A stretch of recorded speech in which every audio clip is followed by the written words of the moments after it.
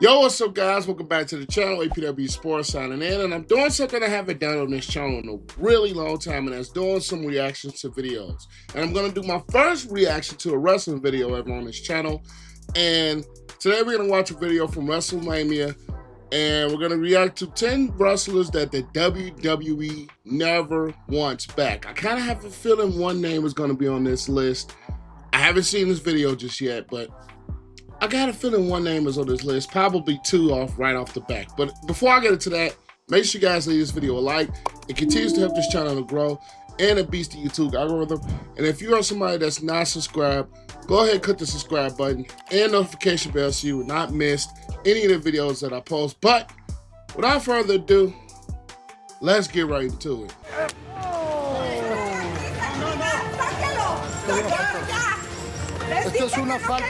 And this was who I was talking about. Alberto Del Rio. I forgot what he's known as now, but this is the one that I was thinking of that WWE doesn't want back. Alberto Del Rio. Wasn't a fan of him myself anyway, but this was who I was thinking of. 10 wrestlers WWE don't ever want back. Be sure to subscribe and hit that notification bell for daily wrestling videos, and follow us on Facebook for exclusive leads. Number 10, Mr. Kennedy. Ooh, this one's interesting. I did just see something recently that said that he wants to come back, but this is interesting. I kind of want to see why. Mr. Kennedy was unceremoniously booted from the company in 2009 for allegedly dropping Randy Orton right yeah, okay, I remember this now. on his head on Raw. Kennedy's WWE exit was one of the more controversial exits of all time, as it was widely believed that Orton played politics to get Kennedy fired. Kennedy should have been given another chance. Despite the former WWE US champion having success in other promotions, most notably TNA, where he was multi-time world champion, WWE have shown zero interest whatsoever in bringing him back. In 2025, during an interview with Chris Van Vliet, Kennedy outright stated that he wants a WWE comeback. I would definitely know. I think the animosity was like, instead of looking at myself, I was looking at, this person did this and that person did that, and like they screwed me. Even though I think Randy Orton did kind of screw him a bit with the whole situation at the body slam that so-called hurt him. I think Randy Orton's pulling his politics in. Maybe that's just me. A cameo in the future is possible. This would have likely happened following Kennedy's run in TNA. An appearance of any kind in this immediate future seems extremely unlikely. Number 9, Jack Swagger. When Jake Hager, aka Jack Swagger was never really sold on. I was never really sold on him as when he was with the WWE. I think he had the World Heavyweight Championship at some point. Never was big on him. Jack Swagger left AEW, there were rumors that he could potentially re-sign with the WWE. This was supported by numerous names, including Zeb Coulter, pushing him for a return. But ultimately, these returns would quickly die down. There were never any substantial reports that WWE had any remote interest in bringing him back. While Swagger was a former world champion in WWE, he is considered to be one of the worst world champions of all time. Additionally, Swagger's less than stellar run in AEW hasn't exactly made him Mr. Popular amongst the audience, so WWE may have simply reacted to the lack of demand to see him return. Number 8, Ryback. I already know why he's on this list, and I hated him when he was with the WWE. Fun fact. I think this is 2013 Payback in Chicago. He was the main event of that pay-per-view, if you guys go back and watch it. He versus John Cena, I think they had a 3 stages of hell match. This sucked. This was the reason why I didn't care for Ryback. It was just like, why? Why? He wasn't that great of a wrestler. He was basically a Goldberg ripoff. That's just how I feel. Ryback has become one of the most controversial names in wrestling since his 2016 WWE exit. Ryback thrives on causing as much controversy as humanly possible, and most of the comments go way too far. It's never been reported that WWE are interested in bringing him back, and it's easy to see why, as he hasn't exactly evolved as a wrestler or a human being since exiting the company. Despite this, Ryback is utterly obsessed with teasing a comeback, and he even posted a video that would set out key conditions for his return. Now that Vince is gone, I am well moved on past the situation. I wish them all the best. I am doing great. I am at peace with everything on that. and I won what I needed to win. They're doing good, I'm doing good, and life is good. I've got my health back. I've been blessed, very grateful for everything. For something like that to even remotely happen, some serious wrongs need to be righted, and it would most honestly probably take The Rock getting involved for something to get done. Now, it's not just WWE have shown no interest in bringing Ryback to the company, it's also the fans. Ryback ran a poll on his Twitter account in 2023 saying, "Now that I'm in possession of my Ryback trademark, would you want the big guy to return?" Putting possibilities of AEW, WWE, Impact or MLW, or to just simply retire. The fans mostly picked to retire, but Ryback didn't stop there and he put another poll up saying, "We have blocked all the trolls and fraudulent accounts who negatively skewed the other polls. This is the final and official, where do you want Ryback to return? I ask you, don't vote retire as a joke. This is legit as it gets and we'll have no choice but to respect the results." Again, around 66% said outright retire. Not only that, but the idea of The Rock getting actively involved in bringing Ryback back is rather hilarious. Ryback is definitely a name that believes his own hype. Number 7, Eva Marie. Oh, yeah, she was bad. And I'm not talking about the looks. Oh, God, she was terrible in the ring. She was terrible. And I remember they brought her back for a second time, and it was worse. She was terrible. I think it was just her looks that sold a lot, but she was terrible in the ring.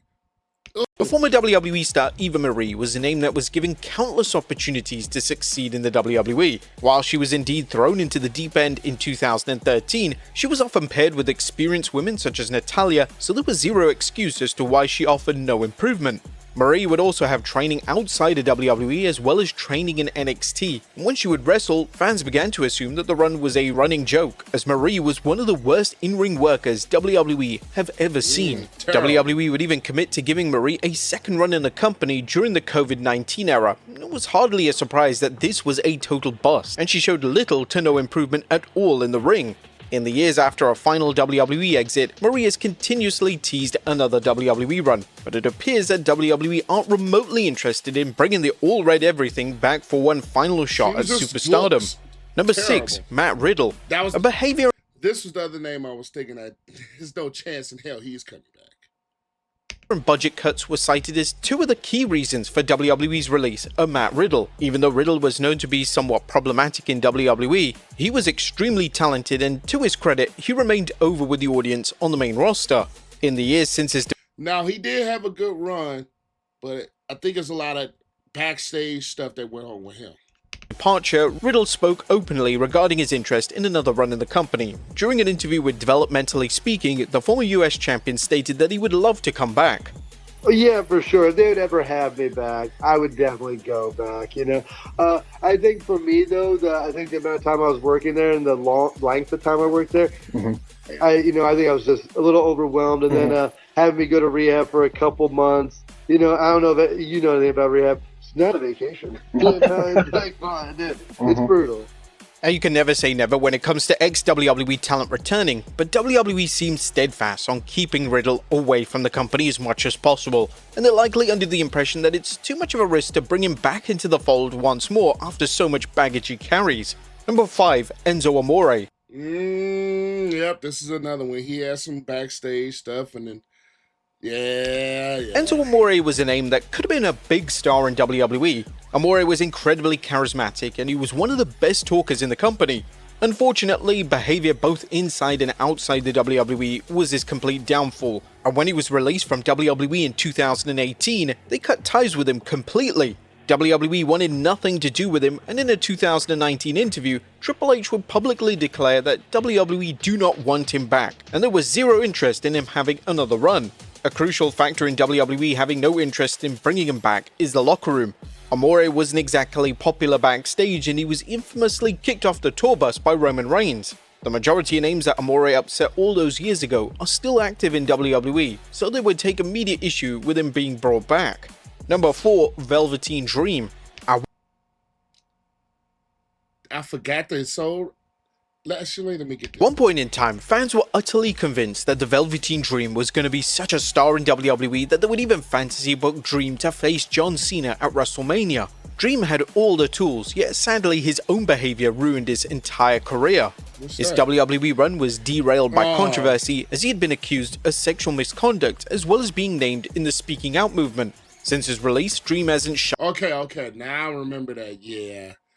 I wouldn't want him back after that either. shied away from causing trouble as he's been arrested multiple times for battery, trespassing and possession of drug paraphernalia. WWE may have wanted to give Dream another chance, but the nature of the accusations towards him and the crimes he's been arrested for are far too serious.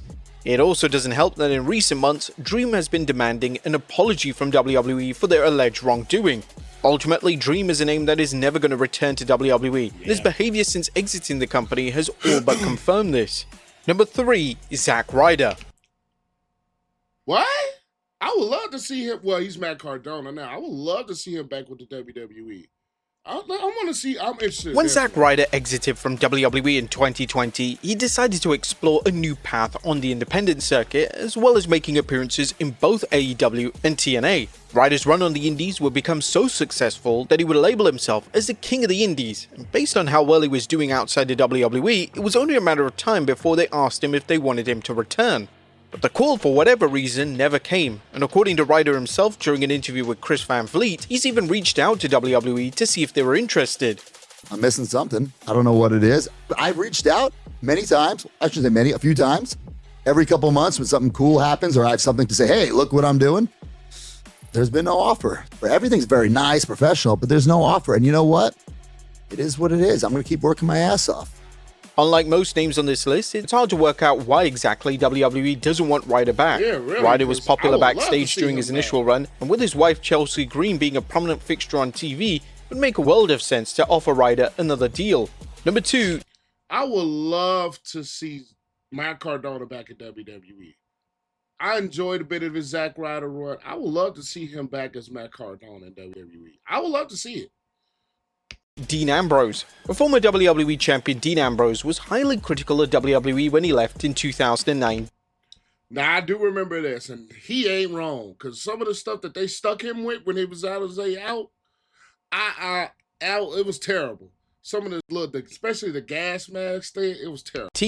Ambrose took issue with the way WWE was run as a unit, and although changes have been made in the TKO era, it's likely that certain key names in WWE hold a lot of resentment towards him and won't exactly be pushing for a return.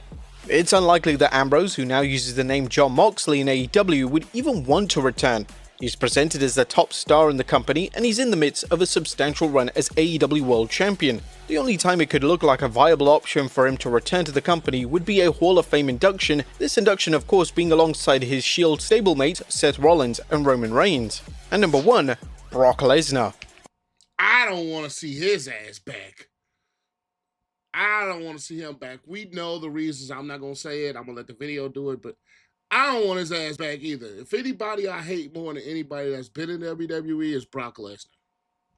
Upon being referenced in the Janelle Grant lawsuit, all creative plans involving Brock Lesnar were immediately scrapped. WWE couldn't possibly feature Lesnar on TV whilst the lawsuit was ongoing, and whilst Lesnar hasn't been totally erased, there's little chance of him returning before the lawsuit is formally settled. The latest update when it came to Lesnar was offered in April of 2025, with Fightful Select reporting, "We're told that there's been no consideration or conversations regarding bringing him back." The last official update from WWE's side was delivered by Triple H, but this was way back following WrestleMania 40 in 2024. This update saw Triple H ignoring the lawsuit and simply stating that Lesnar was at home being Brock. At one point, there was a conversation with Brock about Royal Rumble quite a long time ago. Right now, Brock is home being Brock, and we'll see where that leads to, from here. But the status is the same as it's been before. Brock is not gone from WWE. He's just home being Brock. There are rumors virtually every month that Lesnar is returning to WWE, yet these rumors never come to fruition. As the more time that passes, the less likely that a Lesnar return ever happens, and it wouldn't come as too much of a surprise if Lesnar's match versus Cody Rhodes at 2023 SummerSlam ends up being Lesnar's final ever WWE matchup. But there you have it, folks. 10 wrestlers All right, none of these names on this list really surprised me. I don't want to see Brock Lesnar back at all. Let's just make that clear, at all. I wouldn't mind Dean Ambrose, since I know Velveteen Dream with the stuff he did ain't coming back, but this is a very interesting list. Not surprising, but it was a little bit interesting. Matt Cardona, aka Zack Ryder, be on this list is a little bit surprising. I would love to see him back, but hey, it is what it is. You leave guys thoughts below these video, like, comment, share, subscribe, all that good stuff, and I'll catch you guys later. Peace.